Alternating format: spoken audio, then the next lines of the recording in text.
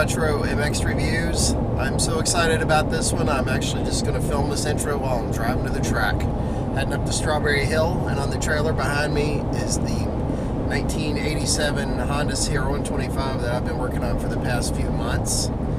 I decided to get rid of my 93, which is an awesome bike, but since we don't race quite as much here for vintage, I wanted to get something that was kind of part of my history, my story. So the reason this is a special bike is this is what I had when I was 15, back in 1988. I went to Gary Bailey's school on it. It was my second year of racing. I actually started almost, being able to win trophies consistently in the novice class, and it was just a fantastic bike for me. I learned so much on it, and I had to get out of the sport for a while, different times in my life, for like college and in the military at some points, and I always had this dream. Like every now and then I would just have this dream that I would go back to visit my parents' house, and that bike would be sitting there. And so I found one in 2014 in Hawaii. Spent a year building that thing, and if you watch my channel, you may have seen that video. It's my most popular video by far. Anyway, spent a year building that bike. Got to ride it 3 times, and somebody stole it out of my garage in Hawaii in the middle of the day, in the middle of the week. So it wasn't even anything weird. The garage was locked, everything. Anyway, I'm still a little hurt over that. Anyway, so I got into vintage racing after I moved back to the mainland, and I've been doing these reviews, and kind of always knew I would probably get another one of these, and so this finally seemed like the right time this year, and I picked this one up. It's been a total rebuild. I've been through everything on the bike, really. The only thing I haven't really dug into yet is the suspension, so I threw on a stiffer spring for the back just because I had one. But other than that, that's still rolling the way I, stock.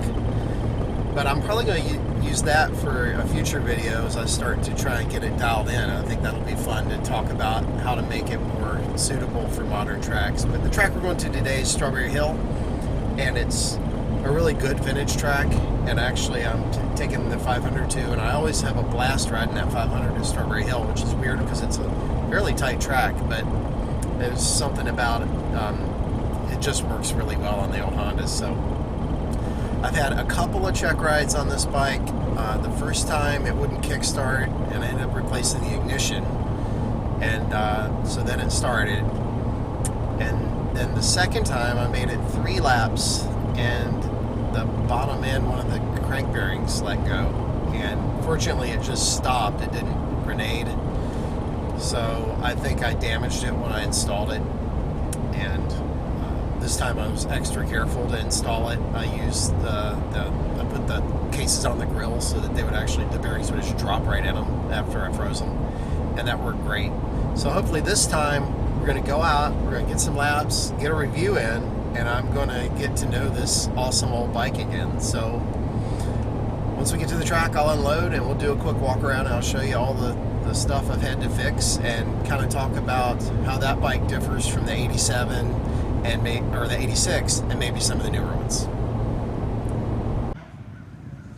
Okay, here we are. Do a quick walk around. So this bike was really almost all new this year. A few things interchanged. Even the forks look the same, but these are the cartridge forks that have been on the bigger bikes. They went to the lowboy, sort of a lowboy gas tank, so move that down a little bit.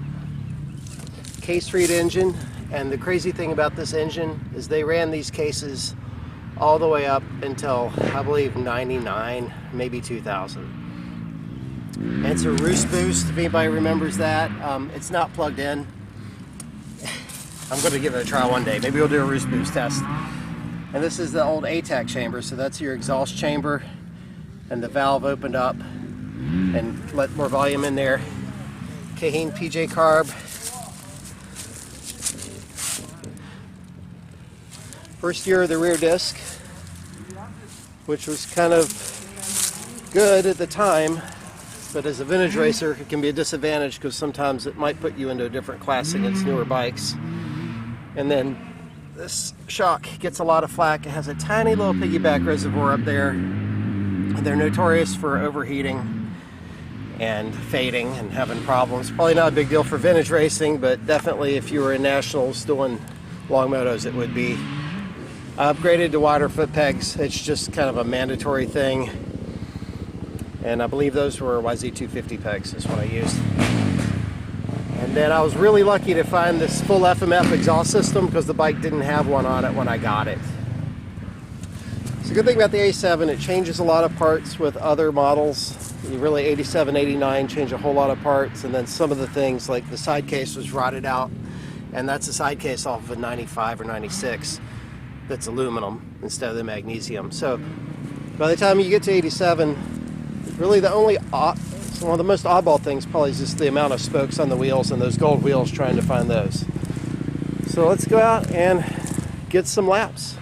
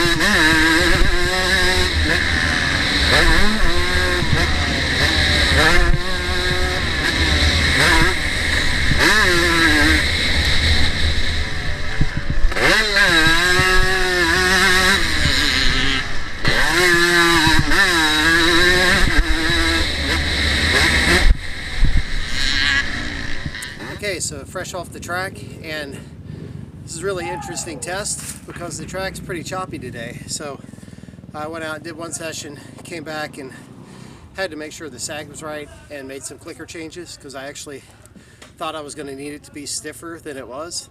So I actually backed out and it felt a lot better. And but overall, you just feel all the bumps on these compared to the newer bikes. It's the whole chassis just kind of pounds you, where a newer one might feel more controlled. And even the 86 CR500 I ride, they handle it a lot alike. What's cool about the 125 though is it can just dance through the braking bumps. You crouch forward and just let it just dance through them. The motor was a lot of fun. It takes a while to get used to doing a double downshift in most of the turns, but that's a 125 thing. What I noticed compared to the 93 is it definitely doesn't have the over rev of the 93, but it still has a really nice meaty mid-range, and I think that's probably why it did so well on the shootouts, because it's pretty easy to get that bike on the pipe and moving.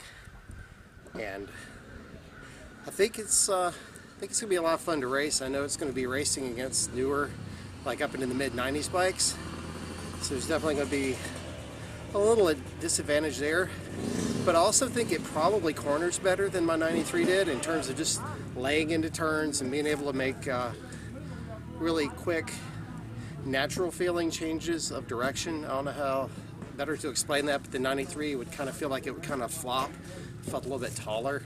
Whereas these older ones, they really just, you sit in them and they just kind of rail around a little bit better. So I'd say it took me a couple of laps to really feel confident where I could start pushing it. But all in all, it's a really fun old bike to ride. And again, this track's pretty choppy right now, and I felt like it did well. So really, I would say, I have some minor teething problems to work through on it in terms of getting my brakes set up the way I like it, and probably a little bit more work with the suspension and the forks. But right now I'm not feeling the need to make it a whole lot stiffer for vintage racing.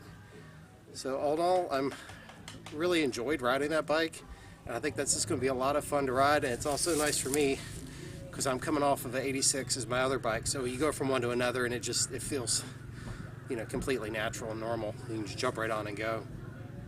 And that's exactly how I felt jumping on this bike after so many years away from it. So overall, it's a really fun, usable power band, but still plenty of power. Down on power from a new bike, of course, but a nice, usable, meaty power with a fairly long pull in the middle. Older, busy chassis, but good turning and not bad handling.